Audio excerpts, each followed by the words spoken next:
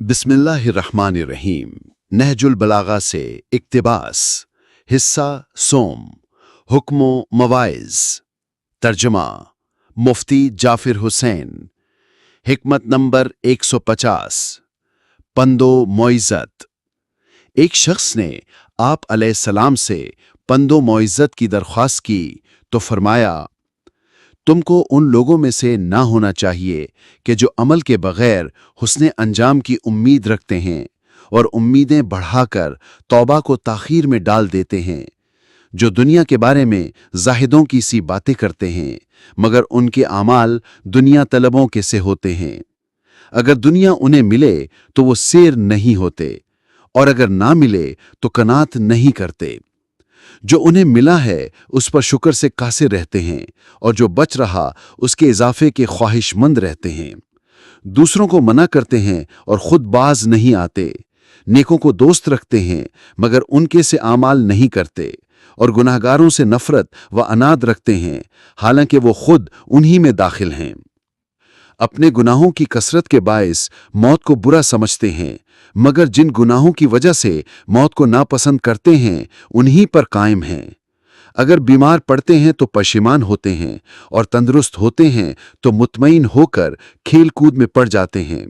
जब बीमारी से छुटकारा पाते हैं तो इतराने लगते हैं और मुब्तला होते हैं तो उन पर मायूसी छा जाती है। जब किसी सख्ती व इब्तिला में पड़ते हैं तो लाचार और बेबस होकर दुआएं मांगते हैं और जब फराख दस्ती नसीब होती है तो फरेब में मुब्तला होकर मुंह फेर लेते हैं। उनका नफ्स ख्याली बातों पर उन्हें काबू में ले आता है और वो यकीनी बातों पर उसे नहीं दबा लेते। दूसरों के लिए उनके गुनाह से ज्यादा खतरा महसूस करते हैं और अपने लिए अपने आमाल से ज्यादा जज़ा के मुतवक्की रहते हैं। अगर मालदार हो जाते हैं तो इतराने लगते हैं और फितना और गुमराही में पड़ जाते हैं और अगर फकीर हो जाते हैं तो ना उम्मीद हो जाते हैं और सुस्ती करने लगते हैं। जब अमल करते हैं तो उसमें सुस्ती करते हैं और जब मांगने पर आते हैं तो इसरार में हद से बढ़ जाते हैं। अगर उन पर ख्वाहिश नफसानी का गलबा होता है तो गुनाह जल्द अज जल्द करते हैं और तौबा को तावीक में डालते रहते हैं। अगर कोई मुसीबत लाहिक होती है तो जमात इस्लामी के खुसूसी इम्तियाजात से अलग हो जाते हैं। इबरत के वाक़यात बयान करते हैं मगर खुद इबरत हासिल नहीं करते और वाज़ो नसीहत में जोर बांधते हैं मगर खुद उस नसीहत का असर नहीं लेते। चुनाचे वो बात करने में तो ऊंचे रहते हैं मगर अमल में कम ही कम रहते हैं। फ़ानी चीज़ों में नफसी नफसी करते हैं और बाकी रहने वाली चीज़ों में सहल अंगारी से काम लेते हैं। वो नफ़ा को नुकसान और नुकसान को नफ़ा ख्याल करते हैं। मौत से डरते हैं मगर फुर्सत का मौका निकल जाने से पहले आमाल में जल्दी नहीं करते।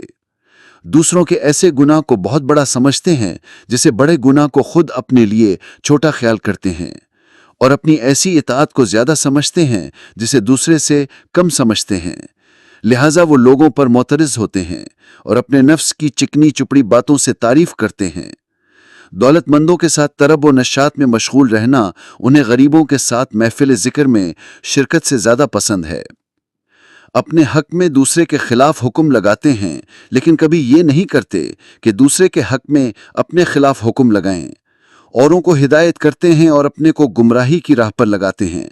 वो इताअत लेते हैं और खुद नाफरमानी करते हैं और हक पूरा पूरा वसूल कर लेते हैं मगर खुद अदा नहीं करते। वो अपने परवरदिगार को नज़र अंदाज करके मखलूक से खौफ खाते हैं और मखलूक़ात के बारे में अपने परवरदिगार से नहीं डरते। हिकमत नंबर 151। अंजाम। हर शख्स का एक अंजाम है, अब चाहे वो शीरी हो या तल्ख। हिकमत नंबर 152। नीस्ती और बर्बादी। हर आने वाले के लिए पलटना है और जब पलट गया तो जैसे कभी था ही नहीं। हिकमत नंबर 153। सब्र व शकीबाई। सब्र करने वाला ज़फ़र व कामरानी से महरूम नहीं होता, चाहे इसमें तवील ज़माना लग जाए। हिकमत नंबर 154। अमल और उस पर रज़ामंदी। किसी जमात के फेल पर रज़ामंदी होने वाला ऐसा है जैसे उसके काम में शरीक हो, और गलत काम में शरीक होने वाले पर दो गुनाह हैं, एक उस पर अमल करने का और एक उस पर रज़ामंद होने का।